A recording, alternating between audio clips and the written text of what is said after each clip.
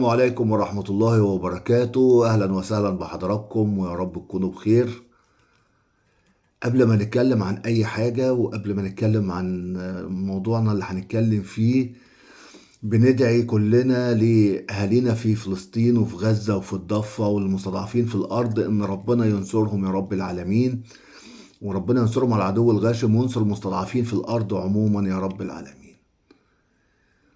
كمان بنع وبترحم على اللي توفاهم الله الفترة الأخرانية، على إبراهيم شيكا وسعد محمد رحمة الله عليهم لاعبي الزمالك السابقين، وعلى الفنان سليمان عيد رحمة الله عليه، وأخيرا على أمح الدولي حبيبنا الجميل رحمة الله عليه. ربنا يرحمهم جميعا وربنا يغفر لهم ذنوبهم ويسكنهم فسيح جناته يا رب العالمين، وربنا يصبر أهاليهم وزويهم يا رب العالمين. نبدأ بقى نتكلم في موضوعنا. هتكلم في 3 نقط رئيسية، اللي باقي والمطلوب من فريق الكورة ومع الجمهور مع مجلس الإدارة مع الجهاز الفني. دي نقطة. تاني حاجة رسالة لجمهور الزمالك، حبايبنا إخواتي وحبايبي وأصدقائي واللي انا منهم طول عمري. دي رسالة مهمة جدا، عاوز برضو اديهم رسالة مهمة جدا على حتة ان الاحباط ما يتصدر لهمش، لان حاسس ان في نغمة كده بتصدر لهم الاحباط وبتاخدهم في سكة معينة وسكة خاطئة طبعا. ورسالة الاخرانية للاعلام الرياضي واللي بيحصل والكذب المكيالين. هنتكلم الاول على الزمالك. فريق الزمالك قدامه 6 مباريات في الدوري ومباراة في الكاس. ان شاء الله اللعيبه تسترجل، اللعيبه تلعب بروحها، اللعيبه ما تبخلش باي نقطه عرق، مع تركيز من الجهاز الفني، مع دعم من الاداره، مع مكافآت استثنائيه من الاداره، مع دعم من الجمهور طبعا. والجمهور طبعا هو الاول والاخير قبل اي حاجه، وهو اللي مثبت الزمالك لغايه دلوقتي في العثرات وفي المشاكل اللي هو فيها. ان شاء الله نكسب ال6 ماتشات وممكن نكسب الدوري، ما هواش بعيد. نعمل اللي علينا ونكسب ال6 ماتشات بتوع الدوري، بس ده اهم حاجه، ونسيب الباقي على ربنا.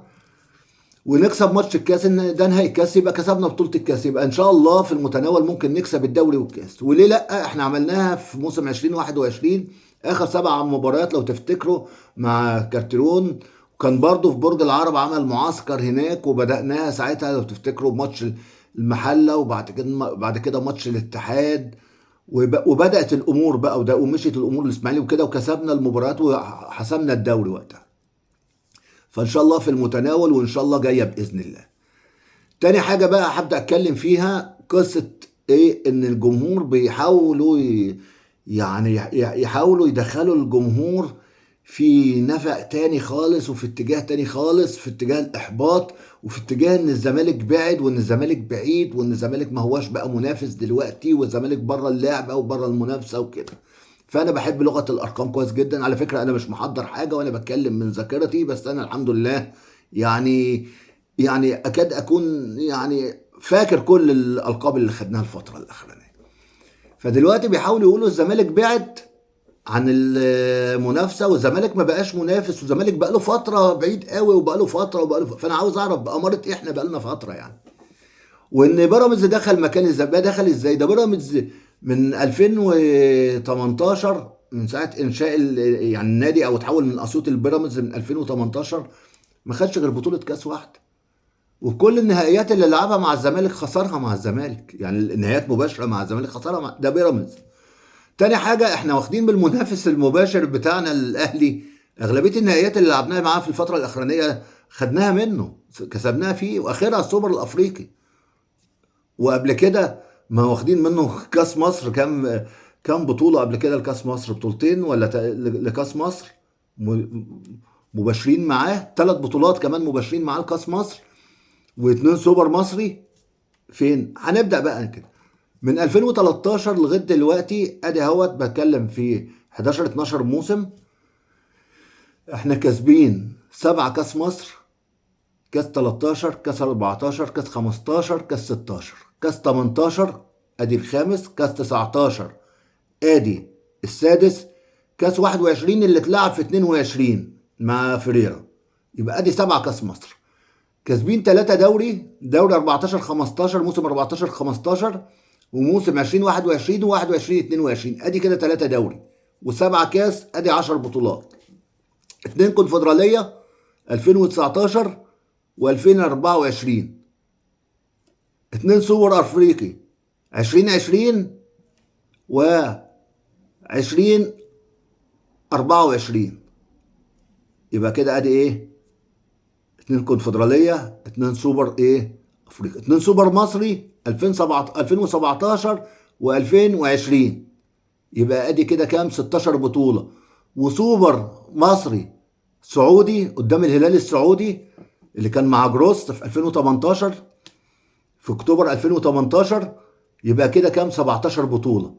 بالاضافه لاننا واصلين نهائي دوري ابطال 2016 امام صن داونز، واحنا عارفين ان حصل خطأ اداري رهيب، اتفضت الفرقه في الصيف والبطوله كانت بتكمل لغايه شهر 11.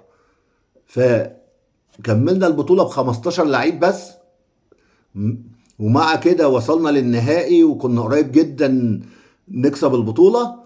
وبطوله 2020 واحنا عارفين الاحداث اللي حصلت وقصه الكورونا والثلاثه اللي اتشالوا بسبب تحليل الكورونا قبل الماتش، وجزء من الحكم وجزء من التوفيق، ما كانش فيه توفيق في البطوله ايا كان.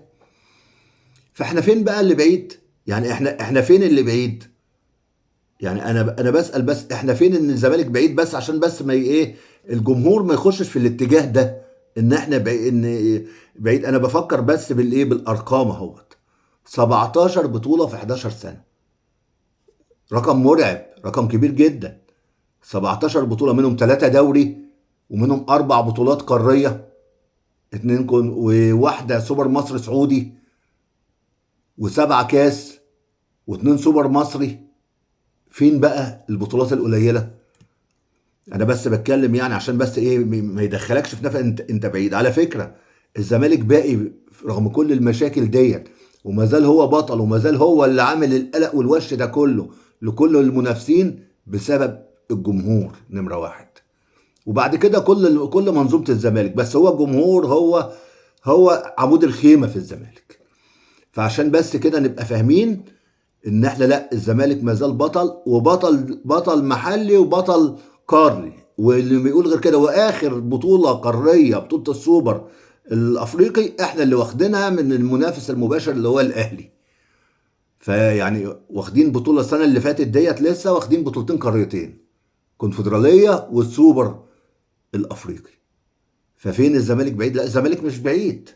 على فكرة الأهلي في 2022 ما هو كان تالت الدوري ودخل بنتائج الدور الأول لو تفتكروا، يعني كان تالت الدوري. كنا نقول برضو بره اللعبة. فكلام مش منطقي، بلغة الأرقام. فين الزمالك بقى بعيد والزمالك ما بقاش نادي بطولات؟ ليه إن شاء الله؟ ليه الزمالك مش نادي بطولات؟ الزمالك المفروض يكسب بطولات أكتر، بسبب المشاكل اللي بتحصل فيه، وبسبب العبث اللي بيتعمل للزمالك، وبسبب المؤامرات، واخرتها مؤامرة اللعيب اللي جه قبل الماتش، ليلة الماتش راح السفارة الأمريكية، واحنا عارفين راح ليه ومين اللي زقه على كده عشان يضرب استقرار الفريق كله، وحصل اللي حصل. بس عموما ربنا ما بيفوتش، يعني ما بتحصل هنا وبتترد هنا من الناحية التانية.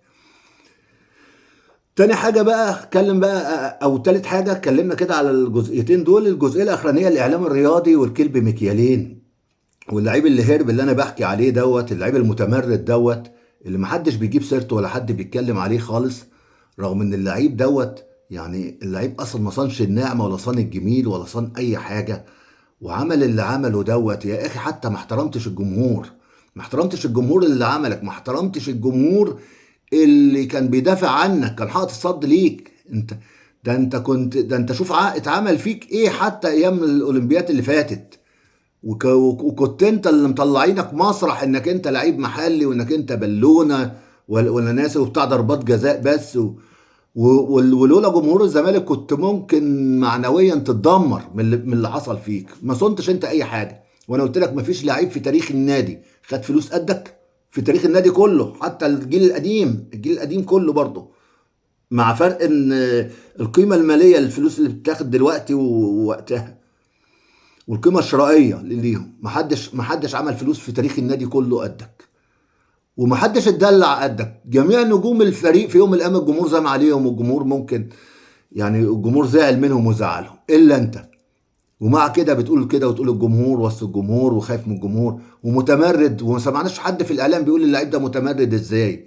ده عصام الحضري اتبهدل واتعمل عليه حملات، اتقطع في 2008 لما راح سيون، ورجع تاني من سيون حضر التحقيقات في النادي واتدرب منفرد، واتصور وهو بيتدرب منفرد، اتعمل فيه كل حاجه وما اتمردش زيك. انما انت متمرد. وكمان اتحاد الكوره عاوز يظبط لك الدنيا عشان يعمل لك نهائي الكاس وينهي الموسم قبل السفر لكاس العالم للانديه، علشان تسافر انت لكاس العالم للانديه بسلام. عموما ربنا موجود، ويعني انا مش ما بفكرش حاجه. عموما كما تدين تدان، بس انا هقول لك الكلمتين دول وبس. بس الاعلام فين؟ الاعلام الجميل فين؟ الاعلام الرياضي الجميل فين في الموضوع ده؟ وما حدش بيتكلم عليه. عموما ماشي، مش حاجة. عموما برضه عشان في ناس موتوره بيقول لك الزمالك المنظومه كلها متزملكه والمنظومه كلها، فانا بتكلم اهو فين ولا الهوا. ده حتى في مذيع شهير لما جروس اتشال راح جايب المساعد بتاعه امير عزمي مجاهد. وطبعا اي واحد لما بيجي وهو لسه في قرار اقاله ليه بيبقى لسه متعصب وكده، اسلوب اصطياد في الميه العكره يعني. وقعد يغلطوا في الزمالك ويغلطوا في الدنيا وكده. دلوقتي كولر اتشال، محدش لا ده جاب برضه حد من الزمالك ويناقش برضه مشاكل الزمالك. طب فين كولر وفين الشرط الجزائي اللي طلع من الشهرين؟ ده طلع سنه وشهرين لسه، غير بقيه المستحقات بتاعته والكلام ده، وكارثه وكده. حد اتكلم؟ محدش بيتكلم، ولا حد بيجيب السيره ديت وخلاص. قليل من الماء يطهرها، وهنا تتهد وتتبني 7 مرات والكلام الجميل ده. كمان في حاجة كنت عاوز أقولها. في بودكاست عامله الصحفي إسلام صادق مع الكابتن محمد عبد الجليل، بيحكي في سنة 95 أيام ما الأهلي استغنى عنه، إن في صحفي كبير عن طريق مدير الكورة محمد رمضان طلب يقعد معاه، وبيقولوا رحت قعدت معاه. هو بيقول في البودكاست، وموجود البودكاست وممكن أحطه لكم في الوصف، أحط لكم المقطع حتى اللي اتقال يعني. ورحت قعدت معاه، وبعدين بيقول راح متصل بمحمد رمضان قال له ده الراجل كويس وراجل طيب اهو كده. وبعدين في الاخر قال له ايه؟ بلاش تروح الزمالك. يعني الاهلي مستغني عن اللاعب، استغنى عن اللاعب خلاص، ومع كده بيقول له بلاش تروح الزمالك. يعني عمري مش. وبعدين في الاخر راح مهدده. ده على كلامه، ورحمه الله على الاستاذ ابراهيم حجازي. على فكره كنت بحبه زمان، وان هو الراجل كان دايما يتكلم في الوطنيه وفي حب الوطنيه، وفي ان الجمهور لازم يكون في الحياديه، وان هو راجل محايد، وانه راجل فير والكلام ده. بس كلام الكابتن عبد الجليل غير كده، لان في الاخر بيقول رفع له القلم كده وعمل له، قال له هبطلك بتاع، لو رحت هبطلك بتاع. وبعدين راح عبد الجليل قايل حاجه تانية برضه في البودكاست ده في الاخر. بيقول بعدها بشهرين 3 في ملحق من ملاحق المجلات، الملاحق الرياضيه، وبس ما ذكرش الاسم يعني.